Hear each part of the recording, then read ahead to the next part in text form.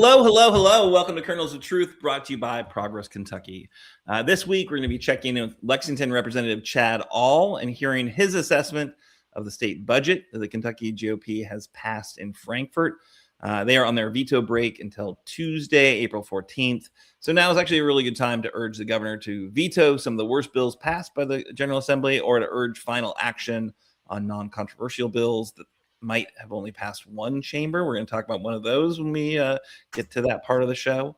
They're going to have about 2 days to overturn vetoes or take up final bills on the 14th and the 15th before sine die. So in that veto period right now. Finally, we are thrilled to continue our Kentucky Senate primary series of interviews. This week, we're going to be speaking with Amy McGrath. She is seeking this seat for the second time after coming tantalizingly close to winning the Kentucky 6th District in 2018. We're going to ask her what makes this race different and whether Kentucky's Senate race should be on the national radar right now. Should be a heck of a show. Damn glad you're with us. Thank you so much. I know there's a lot of interwebs out there, and you found this. Amazing.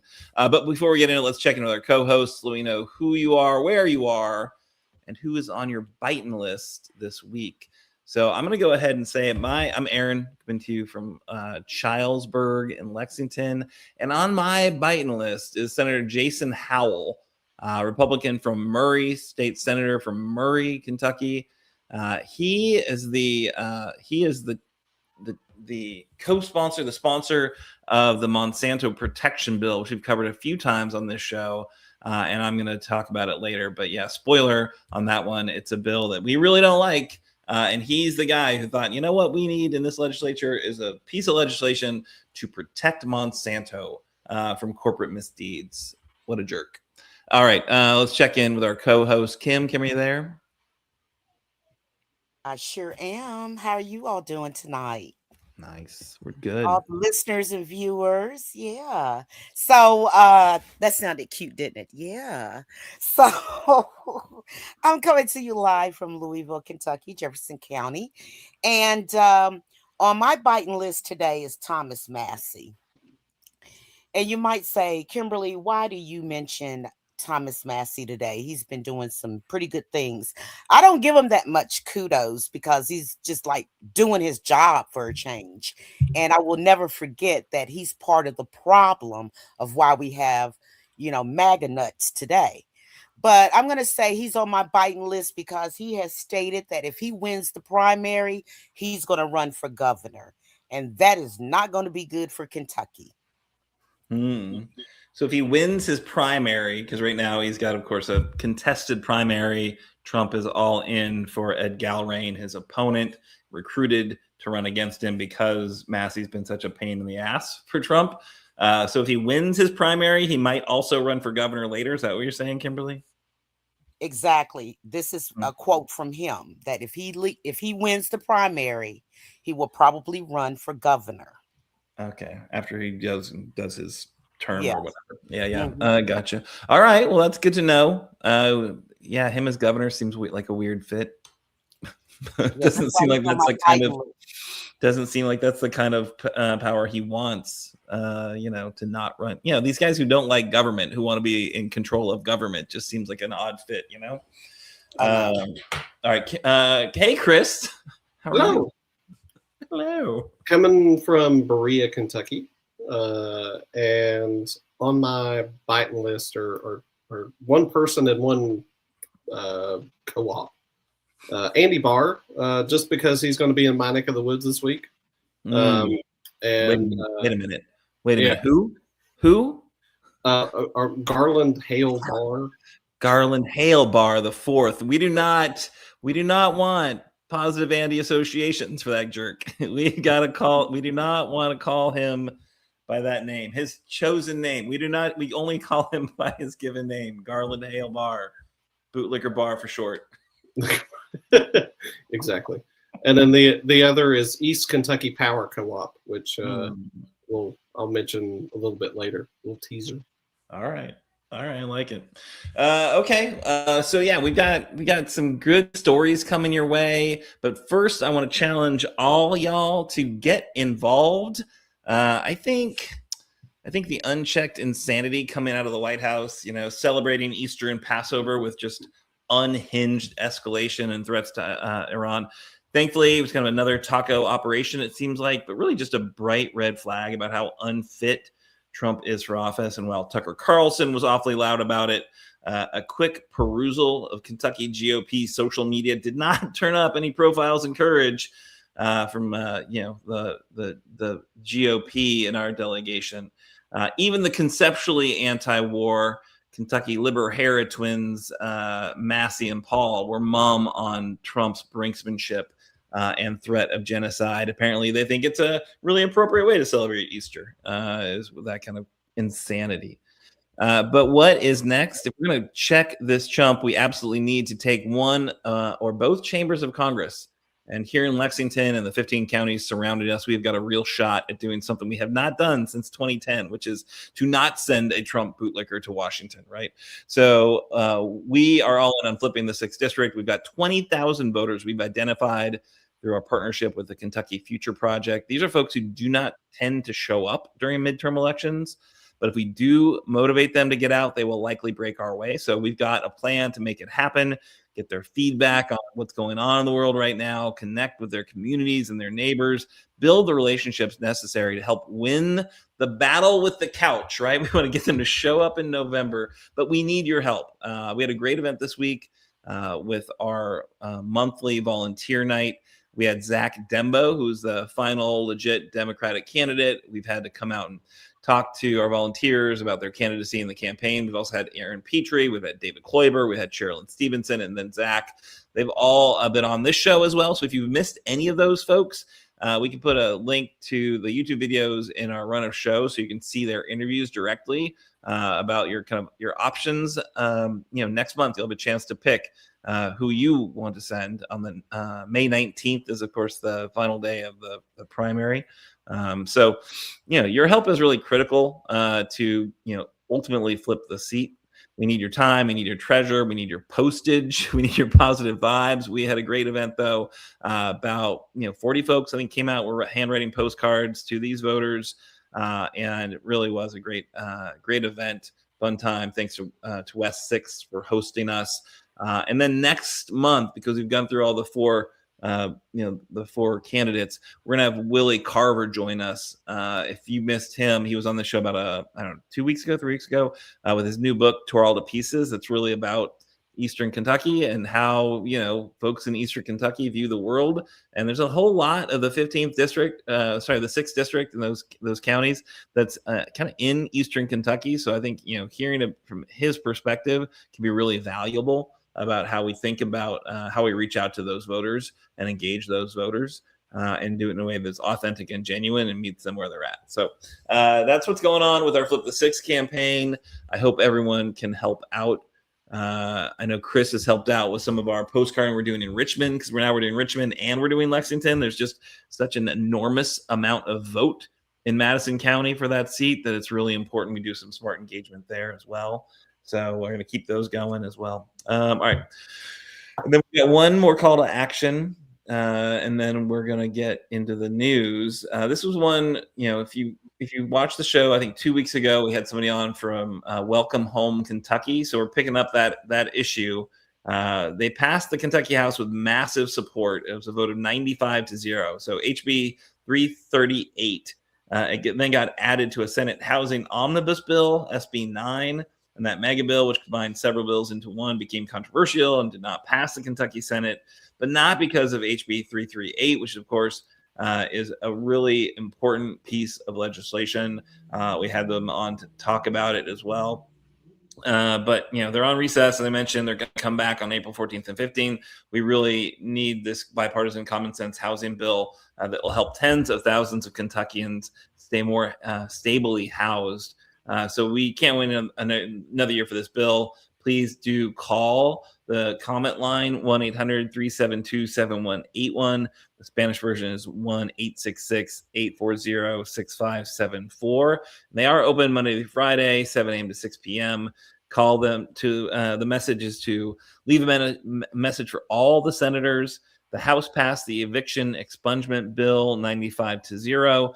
But the Senate ignored it as part of their omnibus bill, SB 9, and we urgently need the Senate leadership to pass HB 338 on April 14th. That's the call to action. All right. Kimberly, you going to call? Can we get you to call? Yes, I sure do. Coming up on this Saturday, on April the 11th, it's the Democracy Dinner by the Kentucky Women's Network Political Action Committee. And the Honorable Afton, how you pronounce her last name, Aaron? Ben? Ben? I think it's Ben. Yeah, I think so too. Well, she's a friend of ours of Progress Kentucky, very much so. She's going to be the guest speaker. Cocktails start at 6. Dinner starts at 7. It's going to be at the Campbell House right there in Lexington, Kentucky. So if anybody's interested in going to that, I'm going to be there. So if you want to see me, I'm going to definitely be there on this particular occasion because Betsy Foster told me I have to. So I will be there. Okay. And if you want more information and you want to register for this dinner, you can go to kywomensnetwork.com/dinner. kywomensnetwork.com/dinner. Afton, of course, ran for Congress in that special election. She's a state representative in Tennessee. She's a longtime Indivisible organizer. So, yeah, friend of Progress Kentucky and Bluegrass Activist Alliance and all the Indivisible groups. She's a kick-ass organizer and has worked really hard in Nashville for Tennesseans. Almost, came pretty close to flipping a very bright red district in that special election. So, pretty inspiring person. I would love to see her. When is this happening? I'm sorry, Kim. I know you just said. I literally just said. But. Oh, it's Saturday at the Campbell House right there in Lexington, starting at 6:00. Like in 3 days, Saturday? Yes. Oh, I'm out of town. Well, that sucks. I'll take lots of pictures and videos and stuff. So I'll make you feel like you were there. Great. Okay. You tell Afton hey for me. All right. I think we're going to do news of the week. Parker, you ready to do some news of the week? I'm excited. Yeah, there it is. There's the graphic. I love it when it moves. I'm a sucker for a little bit of motion. All right. So first story, this is one I referred to in my Biden list. So the governor vetoed the Roundup or Glyphosate Protection Act. This was a bill, again, which we've covered a couple of different times. It's the Senate and House passed a fairly controversial bill. It was not just straight up party lines. There were some folks on the Republican side who broke on it, but it was a controversial bill to protect Monsanto and its parent company Bayer from the leukemia and non-Hodgkin lymphoma that have been linked to those who use the product. Good on you, Governor Beshear, the positive Andy, Governor Andy.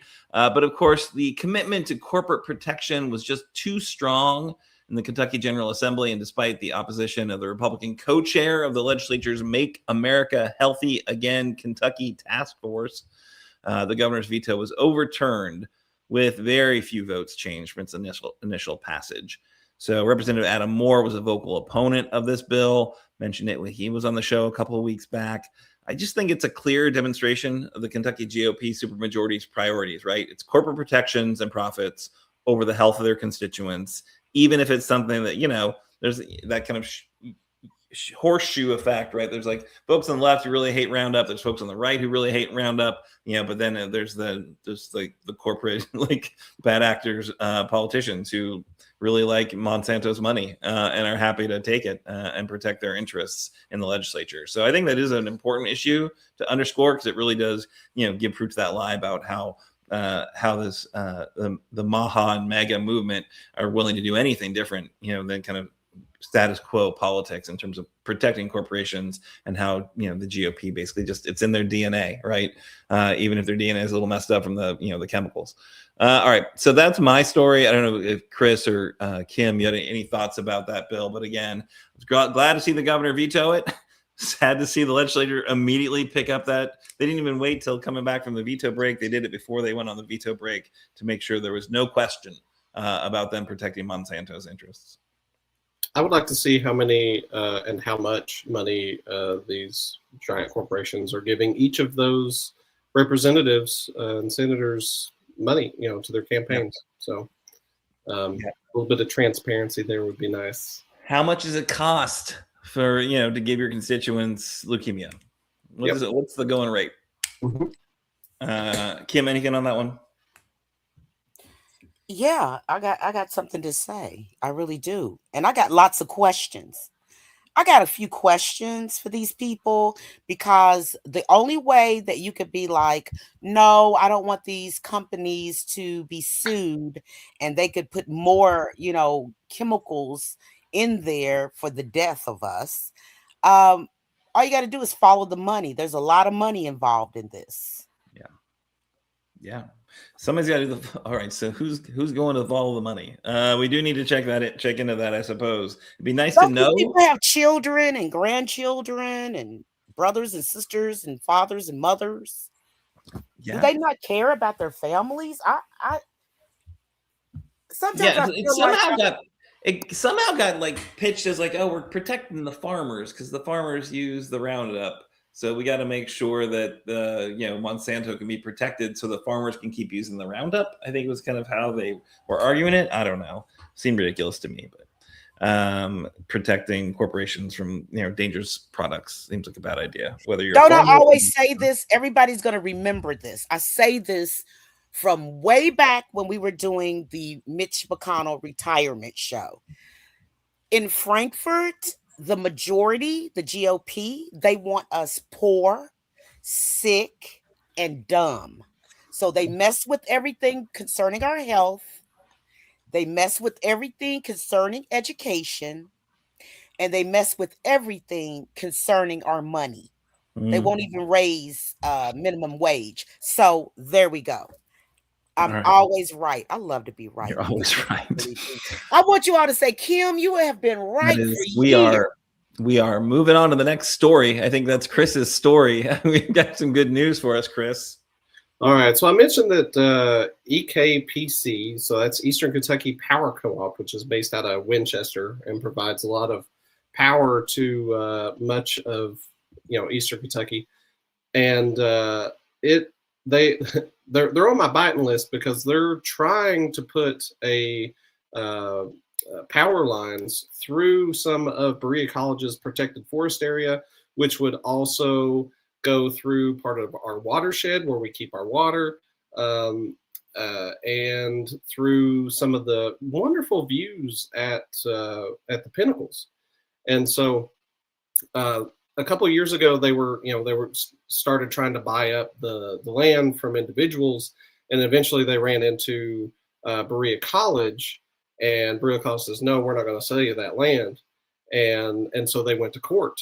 And this past week, we had a really wonderful ruling siding with Berea College. So it's a pretty unique case in that we have Berea College has this land to protect it, keep the forest land protected, as well as do research within their forest for educational purposes and restoration, and then we have the Eastern Kentucky Power Co-op, which wants to come in and just mow down some trees and put in a power line.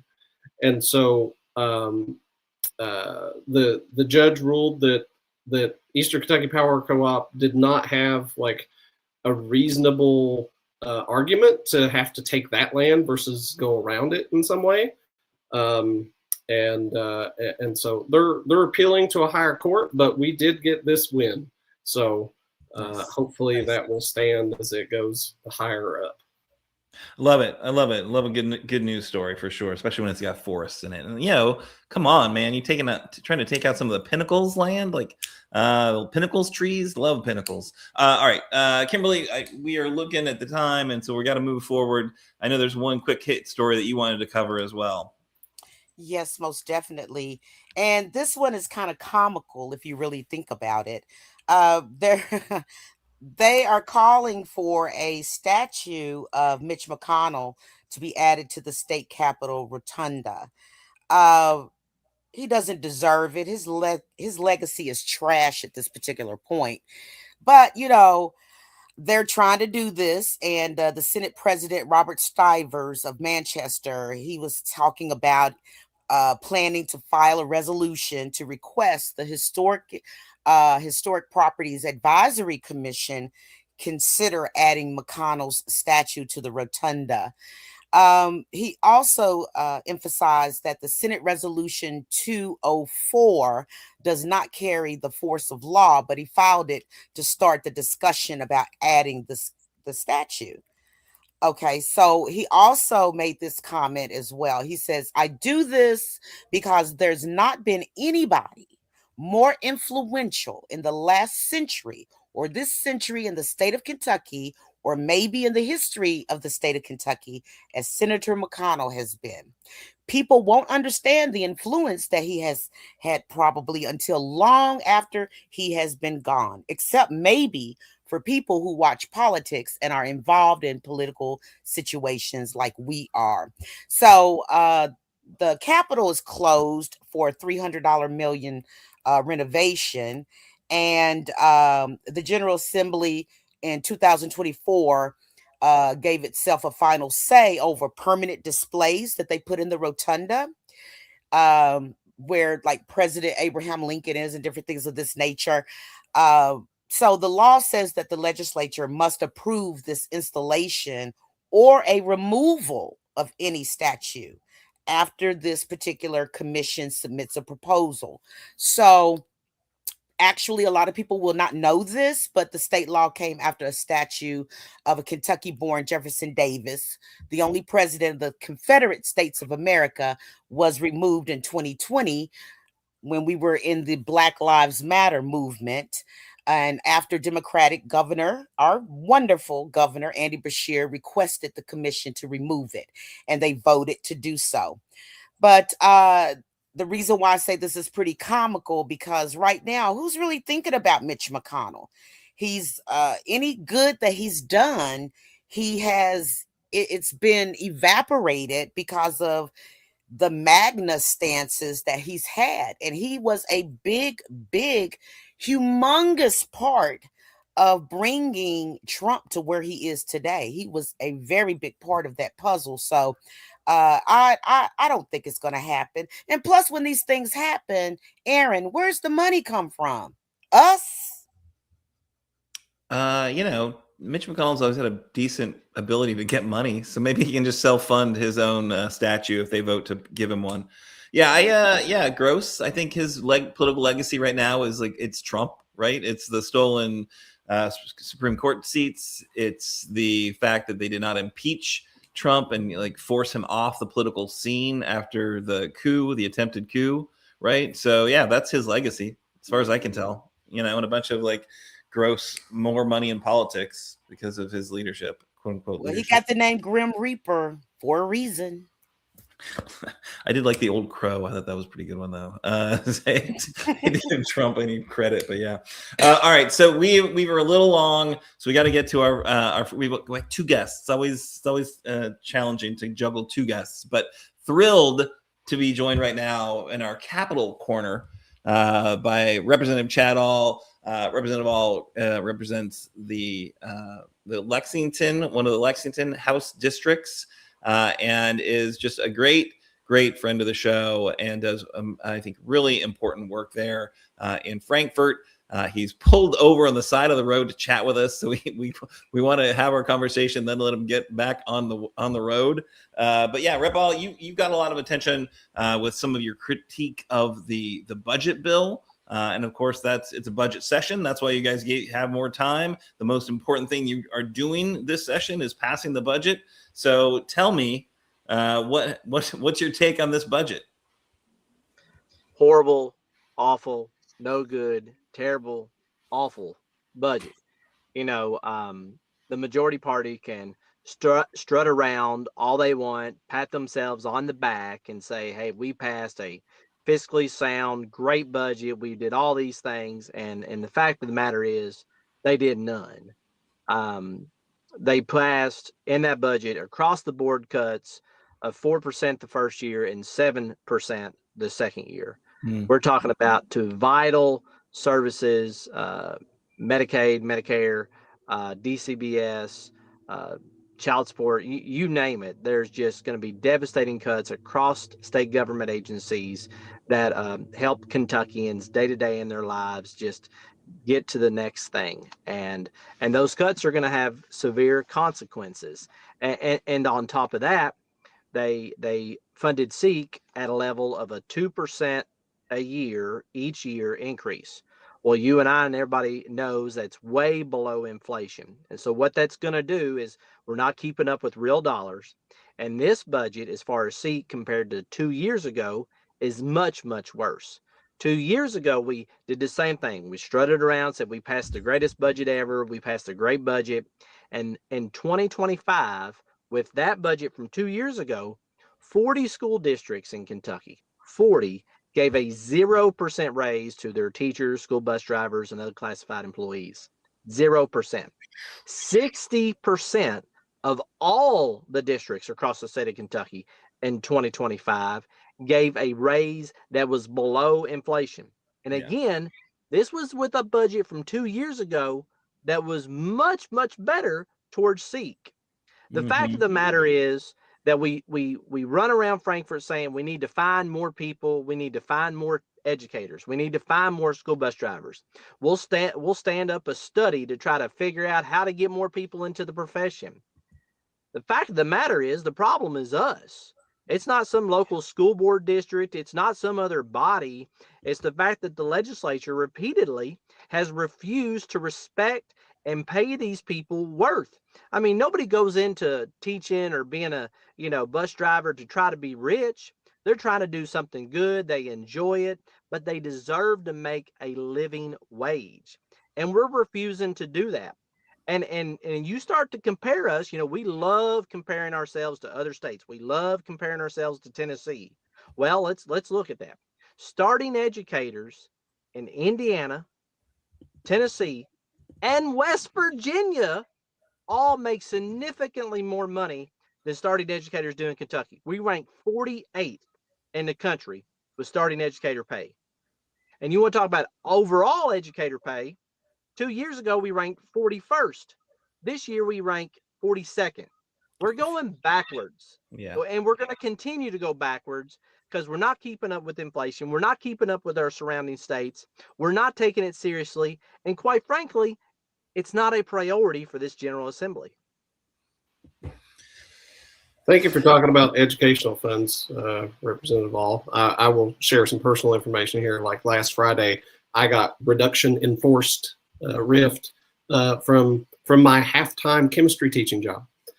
So I have no idea what Berea Community Schools is going to do for a chemistry teacher next year. I asked the principal, and the idea, maybe they'll find the funds later to be able to hire somebody again, or maybe they have to switch to trying to teach it online or something. But I certainly hope that they find the money somewhere to have a chemistry teacher.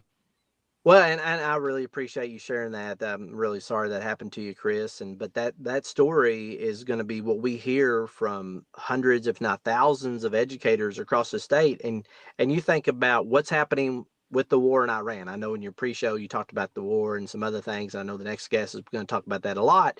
But the pressure that's going to have on inflation, on diesel for transportation at the local district level is going to be astronomical. That was not accounted in for the budgeting process. And so we're pushing down. We continue to push down from the state level all of these other things that they have to do. They have to fund SROs. We still don't fully fund SROs. We make and I'm a big fan of the SROs, but we've got to provide the resources for these school districts to survive and then hopefully thrive. And we're just not doing that because it's not been a priority. Our priority has been cutting the state income tax. It's cut. And the only reason we had to do the 4 and 7% base cut because we have cut the state income tax. Right. So we've just got to be realistic with what's causing these issues, and it's us. It's our priorities. Yeah, and they like to again, compare themselves to Tennessee, where there's not a sale, or where there's not an income tax, but they have a pretty significant sales tax, of course, and they also have Nashville and Dollywood as economic engines for their state. But yeah, it's clearly a situation where we are not funding the government. This budget, nearly $700 million in Medicaid. They're not funding Medicaid to the amount that they should be. That's a significant problem. But then they do have this accompanying bill that's like $1.76 billion in programs that HB 900. Tell us a little bit about that one, Representative Aull. Yeah, HB 900. So when the majority party a couple of years ago started separating the budget, they separated it out into ongoing operational expenses and then one-time funding requests. Before that, it was all in one budget bill. So they've separated out. HB 500 is the ongoing day-to-day operational budget request. That's the one that was cut 4% first year, 2% second year for most state agencies. There were a few that were exempt, like state police and others. But then HB 900 is the one-time line item request. Like if your local nonprofit wanted to get, a new building or a one-time parking lot or something like that, it was a one-time expense. It goes into House Bill 900 this time. And the total bill was about 1.7 billion. And that is a whole lot out of the rainy day fund, which is about 3.7 billion right now. Now we put a little bit in and we take more out. So that we actually took out this time, for the first time in a long time, a lot more money out of the rainy day fund than we're putting in. And that's not the intent of the rainy day fund. The rainy day fund is for ongoing ongoing operational expenses when it's raining, when it's a bad economic environment. And it's not really supposed to be used for all of these one-time expenses. So you've got to ask yourselves, if we continue to spend down the rainy day fund on these one-time expenses and we continue to cut the state income tax, how much are we going to have to keep cutting the operational expenses that have anything left in the rainy day fund? We're really started down a really tenuous path here. And this is including their projected cuts to Medicaid, which is contrary to what the governors and the consensus forecasting group said was the need for Medicaid. So we've set ourselves up here in 2 years to be in a really, really dire budget situation. And it's going to be scary to see how really it plays out. Yeah. And then hopefully there'll be some accountability, because I don't expect to see a huge change in the next 2 years in terms of who's in charge. Although, maybe there's a massive. Hey, we could always hope, and you never know. Like if there's a wave, you never know. It would be nice. I would just be hopeful if we could start to go back the other way just a little bit. I'll take any more soldiers the citizens of the Commonwealth want to send my way. Yeah, absolutely. And I know that, the entire House is up for re-election. So, that'll be happening in November. So, yeah, if you don't like the prioritization and if you don't like the budget, the math that these guys are doing in terms of using those rainy day funds for one time or what they're underfunding, obviously education. So the SEEK funds are really, really important. I think, the analysis is that they're actually, underfunded to the point where, when there was actually a lawsuit that forced them to really re-examine how we were doing education funding, because between the haves and the haves not, there was significant change, underfunding education across our state. So we've gotten back to the point where that's really happening again, which is a real problem. Yeah, and I know there was some unions and education advocates, pushing for about a $700 million one-time catch-up. Well, we could have done that with the rainy day fund. We could have fully funded. We could have maybe helped Chris save his job, accounted for the inflation increase with the transportation budget, and really given direct raises to teachers. The legislature likes to say that we've never done that. Well, we did. Back in Paul Patton's days when he was governor, he actually legislated with the legislature into the budget a direct raise for educators. We can do that again. The only thing stopping us is us. I like that refrain. All right, so we've gone long. Chad's like, oh yeah, there's no way it's going to take that long. We can do that quickly. It's so interesting. It's really important information. We appreciate you joining us to share it, even from the road, Rep. Aull, and safe travels. And thank you. Appreciate what y'all are doing. Have a great night. Awesome. You take care. All right. So we are moving in now to our second in our series of the Senate candidates. Interviews. Really excited to be joined by Amy McGrath. Obviously, Amy McGrath has a bio and a backstory that I think lends us to have this conversation at a really, an interesting time in history right now. And she's got, I think, a really informed perspective to share on what's happening in Iran and just the insanity coming out of Washington, D.C. right now. So glad to have her with us. We'll ask her a couple questions about what's going on over there in the Middle East. But yeah, Amy McGrath, thanks so much for joining us. Hey, great to be with you all. And thanks for what you do. Well, you were part of the origin story of Progress Kentucky. We're volunteers and staff for your House race. And that's how we started building the networks that we wanted to get involved and stay involved and make politics a little bit better in Kentucky. So, yeah, you get to own a little bit of Progress Kentucky. It's a nonprofit, so it's not really worth much. But you all do the hard work. You're doing the hard work. Well, thanks again. And, like I mentioned in the opening, it's like what was going on right now in the Middle East. It's not Kentucky politics, and we try to stay laser focused on Kentucky politics. But obviously, you are seeking Kentucky political office, and you would be, a very important voice in Washington D.C. on issues like this. So that's kind of our bank shot to get us to be able to talk about what the hell is going on in Iran. But what's your take? I mean, obviously, you are. You were a backseat, fighter pilot, weapons officer. So we had a very big, a rescue mission that was, I think, got a lot of attention and made everyone really, again, reminded about how phenomenal our military is. But just, we put folks in an awfully tough spot to be there. I don't know. What's your your big picture take on what's happening right now? And if you want to weigh in on the rescue mission, Sure. That would be great. How much time do we have? Well, yeah. So I was a backseater and a front seater in the F-18 community in the United States Marine Corps. I did 3 combat tours in the Middle East, 2 in Afghanistan and 1 in Iraq.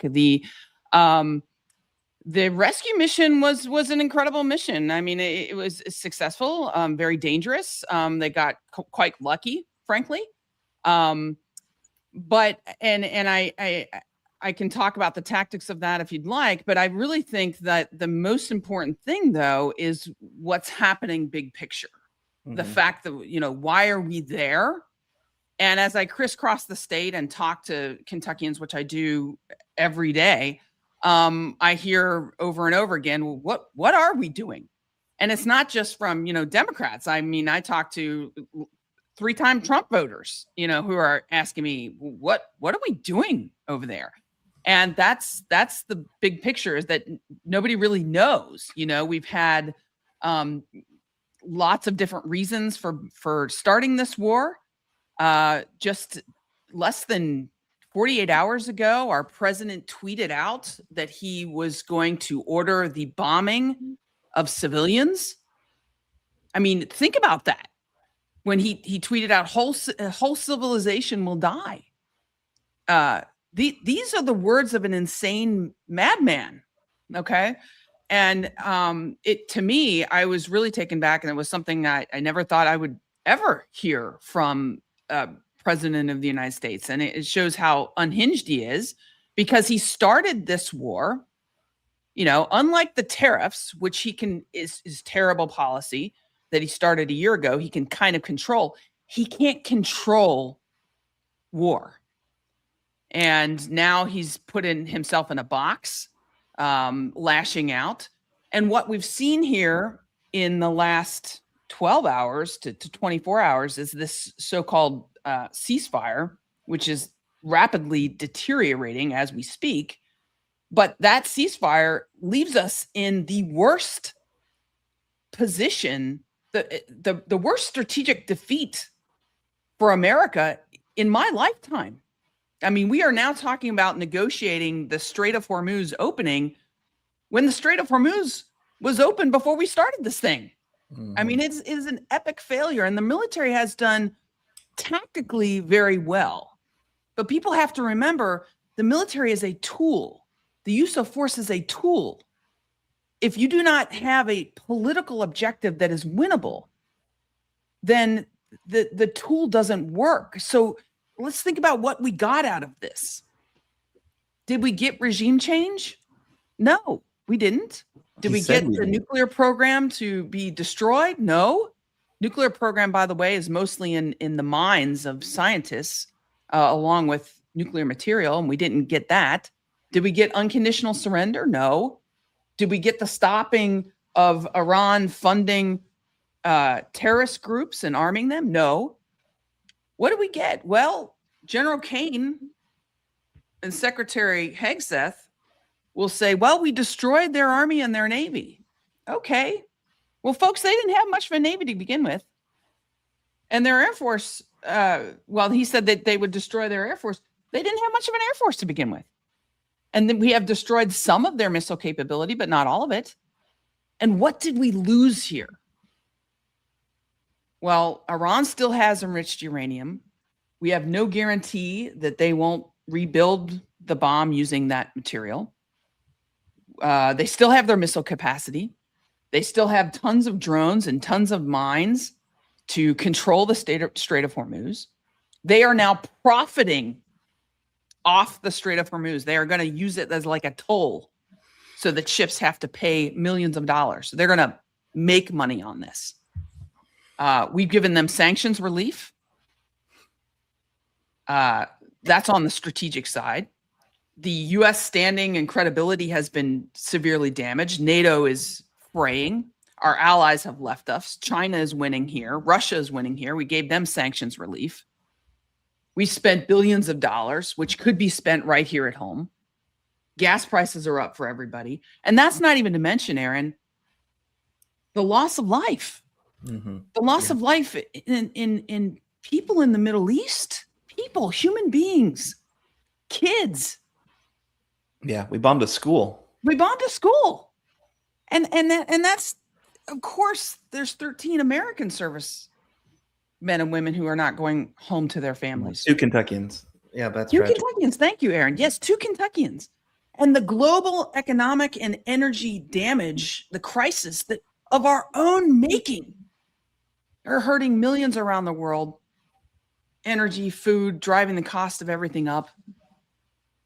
It's just, I can't, I'm so flabbergasted. I don't know what the right word is about how stupid this whole thing is. Yeah. Yeah. And Edith Sparks in the comments notes that we lost respect. You know, we absolutely did, right? You don't see those types of unhinged statements from the president of the United States on Easter or during Passover, whatever you're, like, good God. And Aaron, like when the Pope is coming out against you, you're wrong, man. When the United Nations is tweeting against America, is just having statements against, what are we doing? Yeah, bleak times. All right, so obviously you're, with your background and your kind of national security, history of working in the area, not just as a fighter pilot, but also your details in Department of Defense and State Department, et cetera. You're clearly well positioned to have a voice in these conversations. But let's get back to the political story that we're trying to figure out here. You've got a bit over a month. This became, a much more competitive primary. I think we've got a lot of different folks running for it. And we had Logan Forsyth on last week. We'll have Colonel Pam on next week. Charles Booker on the week after that. We'll see Dale Roman's response to any of our appeals. But yeah, it's a lot of folks running for this seat. Okay, so do you think a Democrat can win this seat? And why do you think you're the Democrat to do it, Amy? Well, if I didn't think a Democrat could win this seat, I wouldn't be running for it. But I also think that we need right now more senators. Certainly a senator from Kentucky would be nice that has some national security experience, given the crisis that we have in the world today. But when I started this race, and this is still true, look, Kentuckians deserve a senator who's ready to fight for them on day one. And that's why I'm running. This is what I've done my whole life, is fight for our democracy, fight for our state, serve the country. And I've always stood up when the mission is tough, right? I've gone toe-to-toe with Mitch McConnell. I've stood up to Washington insiders. I know what it takes to run a campaign, to get the resources that we need here in Kentucky to take on Republicans in a very competitive way. And, look, I have run for Congress, as you mentioned at the start, and I run against Mitch McConnell, and neither one of those times was successful. But when you get knocked down, you don't stay down. You get back up and fight again, and that's what I've always done. This is a tough state. Kentucky is a tough state. It is a red state. We'd like to make it purple. I'd love to make it purple. To win here as a Democrat, like Governor Beshear, who's won twice, you have to have a candidate that can talk to and listen to and hear not only Democrats, but also moderates and independents. And, you talk about the 6th congressional district. The state as a whole, as you know, is redder than the 6th congressional district. We have to have somebody that can win here, who can speak to more than just Democrats and can build an operation that can be competitive. The stakes are too high. And so when you say to me, can a Democrat win? Yeah, Governor Beshear has shown us that a Democrat can win here, which is fantastic. But the stakes for this race are really high for Kentucky and for our country. The balance of the Senate is on the line. What we do here in Kentucky will affect the entire country. We have a rogue, unhinged president with a doormat of a Congress right now. And that has to stop. We absolutely have to check this president. That's really important. But I will be a senator that will be a voice for all Kentuckians and stand up for veterans, stand up for everyday Kentuckians, work on getting prices lowered. There's some things that we can do to do that. Make sure that we protect healthcare and not let these Republicans take it away. We all know our healthcare system is broken. Let's fix it. Do the things that help people. That's why I got in this way back, Aaron, when you first met me. And that's why I'm doing this again, Yeah. And and I've got the utmost of respect for you, Amy, and I'm going to turn it over to my co-host in just a moment. But and I know kind of clearly when you took on Mitch McConnell 6 years ago, I firmly believe that the math you guys had done and the analysis that you had showed that there was a path. That it wasn't just to be able to raise money and combat Mitch McConnell in his most I guess powerful space, which he is an amazing fundraiser. We just know that, right? Because he gets it from corporations. So you could go toe to toe with him on the fundraising side, which we all saw that the amount of money spent. But I also saw the result, right? It was not great. You did better than Biden in Kentucky, but it's not like Biden was close, right? It was a tough race. And so and I get you're doing it again. So I got to trust your analysis. But as one who's, I don't know, maybe I'm cynical. I just have a hard time. I don't hear Kentucky in the national conversation as a race that's going to be one to watch, right? If Kentucky flips in this election, it is a shocking statement, and it means I think we're going to have a pretty significant majority in the Senate if Kentucky goes this way. I mean, just to be super frank and to be super cynical, but there's a reason we're picking the 6th district. Obviously, we're small, and the 6th district's a lot more manageable than running a statewide campaign. But it just seems like this is an incredibly tough seat to win. It's been a minute since Wendell Ford won a Senate seat in Kentucky, and I know you're a tough fighter, and I know you've gotten this with the best of intentions, but I'm just cynical. I mean, I don't know. I don't know how Kentucky flip. Aaron, I just have to disagree with you. Look, we have a Democratic governor who won in an off cycle, very similar electorate to this midterm coming up. Now you're seeing shifts around the country, 30-point shifts in deep red areas. And you're seeing it even in times when the candidates don't even have the resources to compete. Now we don't know what's going to happen. The political winds are hard to predict. But if you have a candidate who can overperform, which I have done twice, both in the congressional race and in the Senate race, and you see the shifts that you see around the country, Kentucky's right in there. We are not West Virginia. We are not Idaho. Trump's numbers are not super high here. they are within, we're within reach. But, you know, you got to give voters a chance. You got to give voters a choice. All right. And that's what I intend to do in this race. And, you know, we have a lot of voters who are independents. And right now, you know, those independents don't really like what they're seeing in Washington.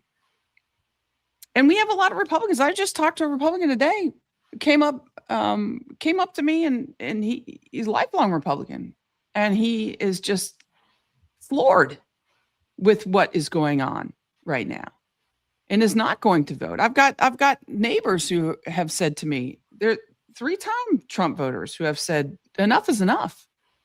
So I just don't think you can count Kentucky out. And it, you know, I'm not going to.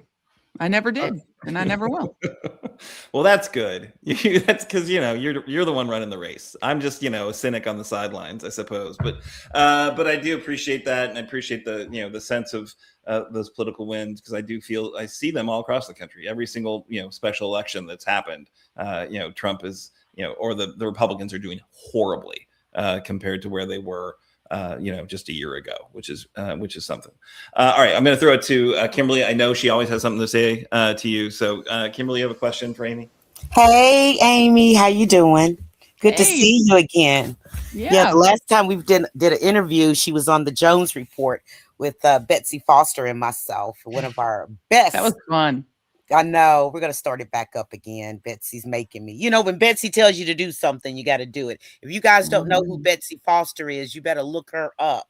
She's the complete Kentucky networker, healthcare expert, and all of these things. So, you know, you guys look up Betsy Foster. You'll be quite impressed. But what I want to get to you about is, Amy, I think when we had talked before, when you were running before, you knew that my daughter was in the Air Force as an intelligence officer. I've only had 2.5 hours of sleep talking to my daughter back and forth. Right now, she's in Riyadh, Saudi Arabia. She works in the office with the chief of defense for the Saudi Air Force, and they call it joint something or whatever, and you submit them. Yeah. You probably know what these things are. Yeah. She's in the office with a bunch of intel folks from all branches of the service. And I hate to say this, but the Navy, they really don't have it going on. They don't really train them very well in their intel departments. But hey, we're all in this together. Yeah. But all of them, my daughter is telling me, all of them do not understand why they are in this war. Yeah. And a soldier, an airman, a sailor, whatever you want to call it, a military person has to understand why they're fighting. They have no idea. I know it's called Operation Fury. What is it called? I don't know. Epic Fury. Yeah. Okay. You know what they're calling it over there? Our U.S. men and women, what they're calling it? They're calling it Operation Epstein Files. Yeah. Yeah. Okay. That sounds about right. And, you know, it bothers me. My daughter was already talking about she was not going to come back when she retires in a year. She was not going to come back to the United States and live because she feels like as being a woman, a lot of the rights were being taken away. Now, there is this big thing going on with a lot of our service people in the Middle East that they're not going to re-enlist. And they are tired of Trump. And these are a lot of the MAGA military that is now, they're done. They're done. But this is what scares me. And I don't like to have fear about anything, but I do fear this. I have I'm scared when my daughter starts talking to me about people in the office are talking about they're not going to vote. Yeah. It makes no sense to me, but they're over it because they're over there. I've been on the phone with my daughter and I've heard the sirens in Riyadh and I've heard the missiles coming down, 3 at a time, boom, boom, and it's bad for a blue star mother like me, but I can only Mhm. imagine what she's going through, and I'm sure that you've gone through some things. But would you not say that if the state of Kentucky sends you to Washington and you have a pseudo president who is like the cousin of the Joker in Batman, how are you going to deal with that? How are you absolutely going to make some change if we Yeah. don't get the majority in Washington? How are you going to be able to do Well, anything? okay. So first of all, really thinking of your daughter here. I mean, that's everybody who's over there. I'm always thinking of them because we don't really know why we're in this war. This president got us into this war without the consent of Congress, with no timeline, no plan, no backing from the American people. It's terrible. But to your question, which is a really, really important one, is what can you do as a United States Senator? First of all, this is exactly why we need people who have national security experience in the United States Senate. The start of this war, we were bound for strategic defeat. How do I know this? And I don't want to root for failure, but the national security world, the people that do the kinds of things that I've done for the last 25 years, know on day one how hard this would be. We've done war games on this. And there's a reason why we didn't do this kind of thing for 47 years with Iran, because there is no military solution to Iran's nuclear program. You need diplomacy, you need inspections, you need international cooperation. You cannot just bomb regime change if that is the goal here. You can't bomb it into people. And you have to have an understanding of history. The United States won every single battle in Vietnam and Afghanistan, and we still lost both of those wars. Tactical victories are not strategy for an overall victory. Okay. So what do you do in the United States Senate?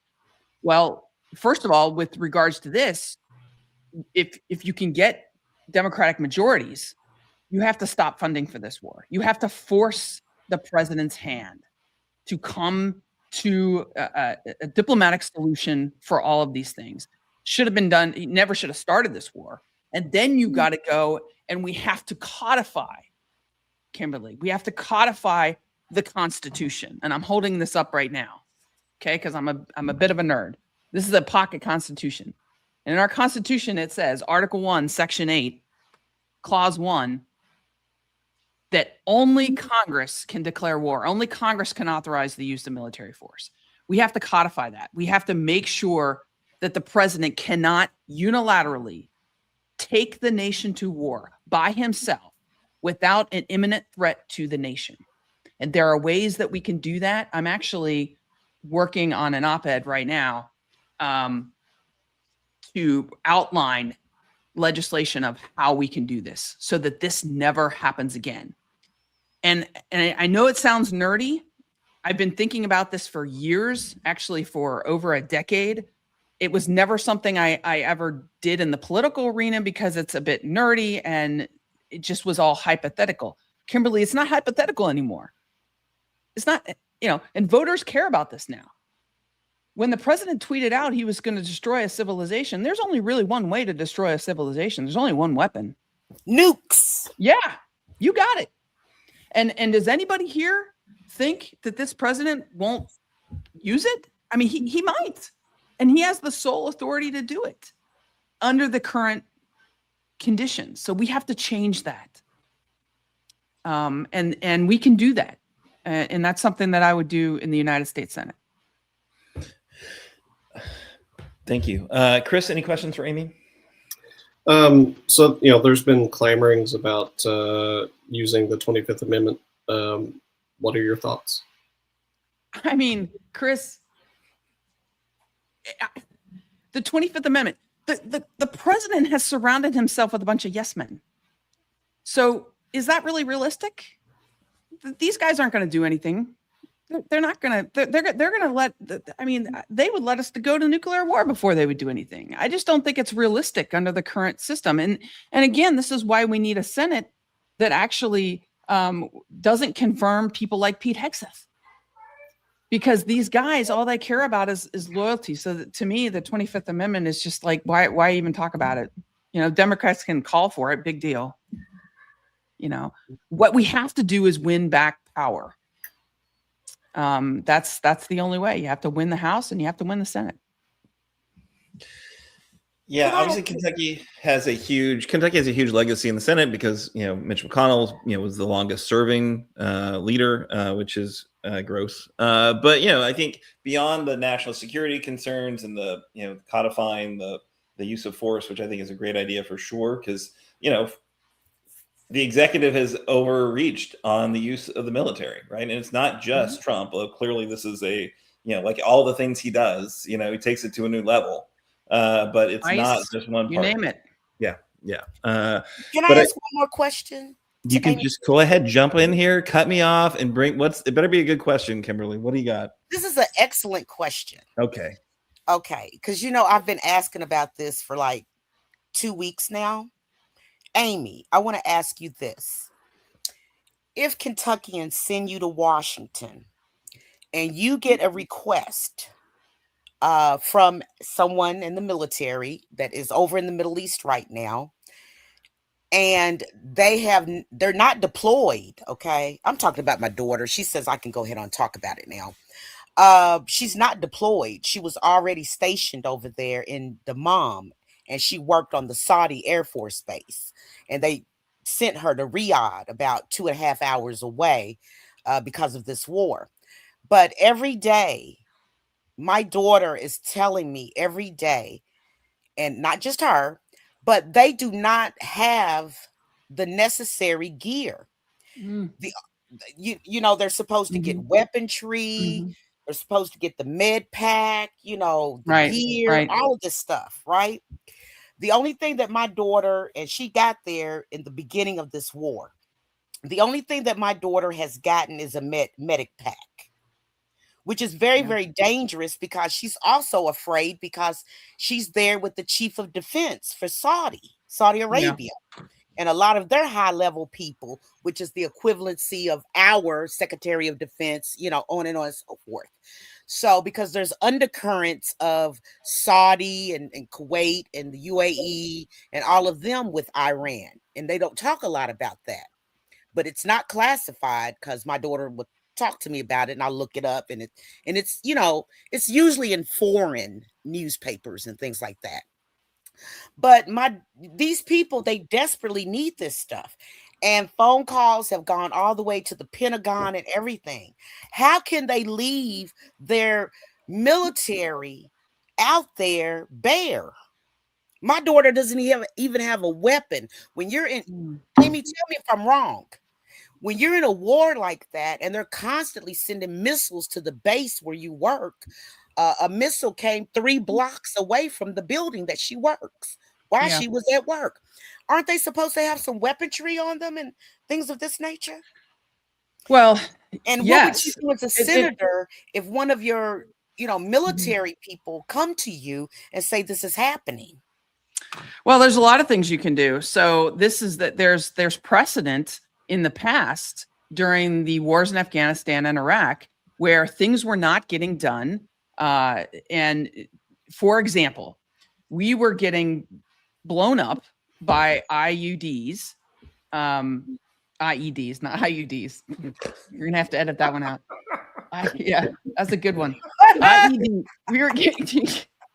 I lost my train of thought. They were hitting the IEDs, and troops were getting blown up by IEDs, which are makeshift bombs, and they were blowing through the MRAPs that we had, and not the MRAPs, but the armored vehicles. And the troops were getting killed left and right.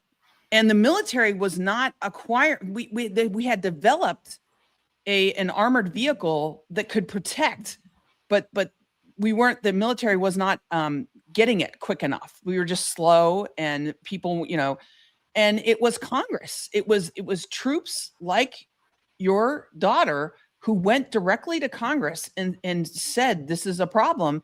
And it was Congress that forced the military then on a rapid acquisition to get those MRAPs to defend, and it saved probably hundreds of lives. So that's what you can do as a senator. You can talk directly to the troops. I mean, the troops have a chain of command, right? It goes all the way up to the president. But you know what? The military is also responsible to Congress. Congress has a role there to train and equip the military. And if the military is not equipped to deal with whatever they have to deal with, that is Congress's role. And that's our role in oversight. That's what the House and Senate Armed Services Committee does. That's what I did on the Hill. I spent a year on the Hill as a Marine, as part of the House Armed Services Committee staff, with a member there. So I know all about this. And so one of the things that I will do when I go to the Senate from Kentucky is I will not need to be trained on day one. I will know exactly how this system works to be able to fix things right away like that. But in this case in Iran, we were completely unprepared. We did not have bunkers ready for our troops in the Middle East. That's part of the shamefulness of starting this. We also, as you guys probably know, we had thousands of American citizens in the Middle East who were just stranded. Our diplomacy, our embassies said, "Oh, you're pretty much on your own for the first 3 or 4 days of this war."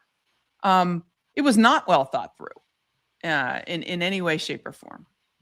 Yeah. It's on a point you made earlier about the IUDs. On the health care issue, obviously this administration is going to get a lot of blowback for the war, and that's warranted. Also needs to get a lot of blowback for the One Big Beautiful Bill Act and how it just cut our health programs so that it could give big tax cuts to billionaires. They need to own that as well. Obviously the ACA subsidies, enhanced subsidies. If you're just thinking about it, it's really just a point that Obamacare wasn't perfect, and we need to throw a lot of money at health insurance companies to ensure that people got health insurance, which kind of maybe that's not the fundamental issue, right?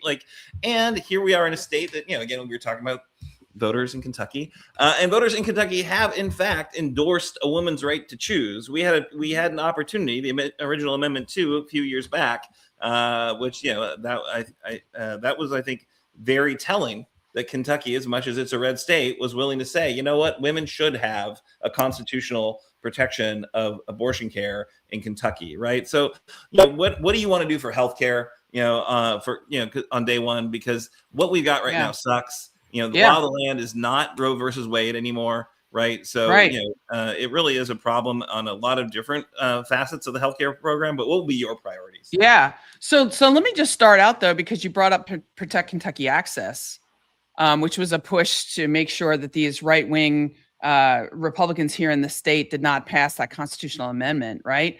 And I was a part of that, of helping Protect Kentucky Access. It's one of the many things I've done in the last 6 years. So when I didn't win against Mitch McConnell, I didn't hang it up, Aaron, after that. I rolled my entire operation over to help the Georgia candidates in their runoff. And prior to that, I to the tune of $250,000 helped this governor get elected, our governor.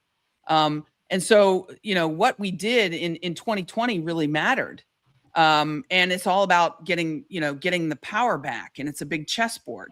But in addition to Protect Kentucky Access, I also helped Secretary of State races around the country in 2022 to elect pro-democracy candidates and not elect these election deniers. And in addition, over the last 6 years, I've helped over 100 pro-democracy candidates win in Kentucky and around the country with the organizations that I started. And then in 2024, we worked on a national security message for the presidential election. Boy, we needed to do more of that. And that was 7 figures going to that end. And I used respected national security leaders to talk to America about what a second Trump presidency would do to our national security. And man, I wish we could have done more of that work. But the bottom line there is I never quit, right? I was behind the scenes. I didn't have a organization with a slogan and my name on it. But all my organizations are very transparent. And I've been in this arena, not only as a candidate, but of somebody behind the scenes doing work. But that, to your point on healthcare, this is one of the most important issues for Kentucky. We know the system is broken. I've seen this in my own family. Aaron, you talked about private insurance company and the Affordable Care Act. The Affordable Care Act was never a perfect piece of legislation. We know this. It did a lot of good because it got many Kentuckians insurance for the first time, and that was important. But the private insurance companies, politicians on both sides of the aisle have sold out to big corporations. And nowhere is this more real than in the private insurance world, health insurance world. Okay. And I'll never forget when my father had cancer and my mother quit her work. She retired. She was a physician. And she retired as a physician to stay home and care for dad when he got sick. And I was in the military. And I never forget coming home on leave in the military and going and seeing my mom and dad, and my mom, slamming the phone down one time when I was home, almost in tears. And I said, "Mom, what's going on?" And she said, "I have been on the phone for hours trying to get this health insurance company to cover and pay for Don's care. I'm a doctor. If I can't navigate this system, I'm saying all the right words. I know what he needs. And all they do is deny, deny, deny." I mean, if she can't navigate it, how can anyone? And because the private insurance companies are there to make a profit, they make money by denying care. And we have to stop this. Okay. And that's not just my story. It's the story of thousands of Kentuckians around our Commonwealth that share. But here's where we're at, Aaron. These Republicans have made things worse. So we're in the stop the bleeding mode right now. Kentuckians are losing health care every day because of this big, ugly bill. So what do we need to do about it? All right. As your senator, first thing we need to do is restore the cuts that were made to healthcare in the big, ugly bill. It's the worst bill for Kentucky in my lifetime. Puts 35 of our rural hospitals at risk. Your zip code should not determine whether you get healthcare or not. So that's number one.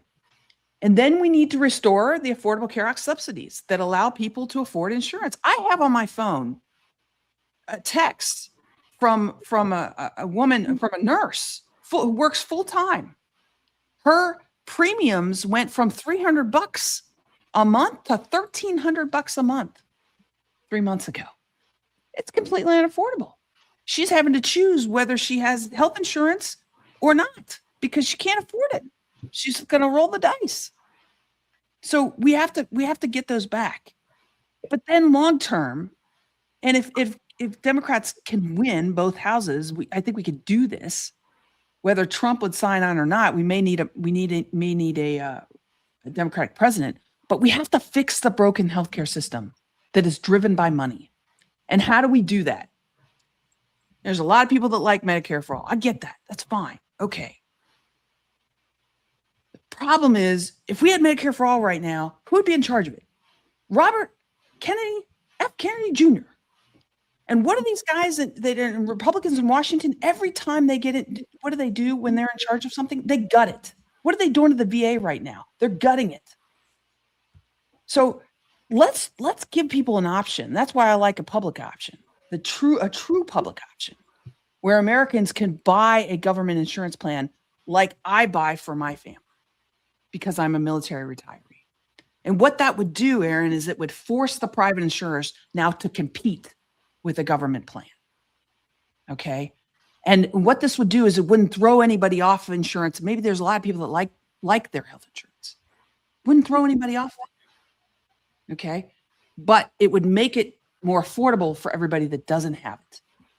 All right. And the final piece of this is, if we can afford to spend $1 billion a day in a war that nobody wants in Iran, we can afford to make healthcare affordable for all Kentuckians. And I want to do it in a way that is practical, that can be done. Because you're right to say, hey, this system isn't working. Awesome. All right. So we've gone super long, and I appreciate you, being so generous with your time. Sorry, I have I you. can talk. No, it's fine. It's great. I appreciate it.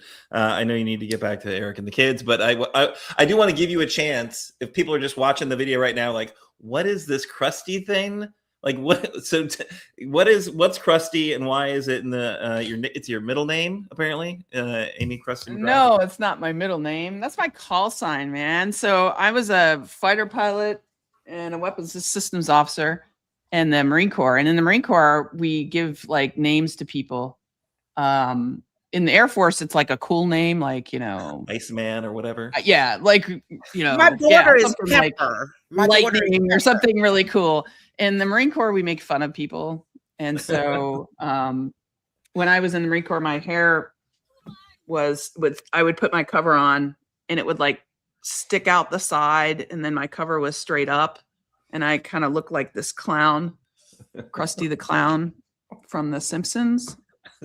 So the guys thought that was really funny, and so when you just take it, take it. You own it. Gotta own it. I'm sure it was very easy. Yeah, I'm sure that the name was the worst thing you got, right? Anyway, I really appreciate you being so generous with your time and sharing your perspective and taking a couple hard questions from my cynical ass. But thanks for being on, and thanks for the work that you're doing, because I know that it's easier for me to sit on the sideline and be cynical than it is to actually be in the fight and put yourself out there. So thanks for doing it. You bet. And don't count Kentucky out. Right. We got to fight everywhere. We want to turn it purple. I mean, it's right there in our in our mission statement. So we're there for it for sure. All right, y'all. Thanks again. And we'll watch the campaign the next month and a half very closely for sure. All right. Have a good night. Awesome. Hey, so Kimberly, you want to close us out? I sure will. It's been a wonderful, great show tonight, Aaron. I'm very honored to be on here with Chad and with Amy tonight, and with yourself and Chris, and it's always a great time. I just want to remind everybody, I pray to see everybody on Saturday at the Democracy Dinner from the Kentucky Women's Network Political Action Committee. That's going to be at the Campbell House in Lexington, starting at 6:00. And if you want more information, go to kywomensnetwork.com/dinner. Okay, so I hope to see you there. It'll be real fun to meet some people that, listen to the show and everything. It'd be really great. But the disclaimer first, Progress Kentucky is a nonprofit organization registered with the Kentucky Secretary of State and organized as a 501c4. We are affiliated with the Indivisible Project and Common Ground Kentucky Action, and also proud members of the Forward Kentucky Network. Progress Kentucky, always the goal is to educate, organize, increase voter turnout, and advance a progressive agenda through civic engagement. We will be back next week, and we will be joined by a Kentucky State Representative and another U.S. senatorial candidate, Colonel Pamela Stevenson. We love her as well. She's a friend of the show. And this is as we continue our Senate candidate series.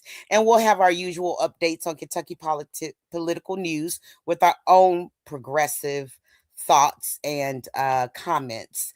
Now, production of episode 254, Whoop Whoop, was by our very own Parker Williams. Thank you, Parker. You are always amazing, and we all appreciate you.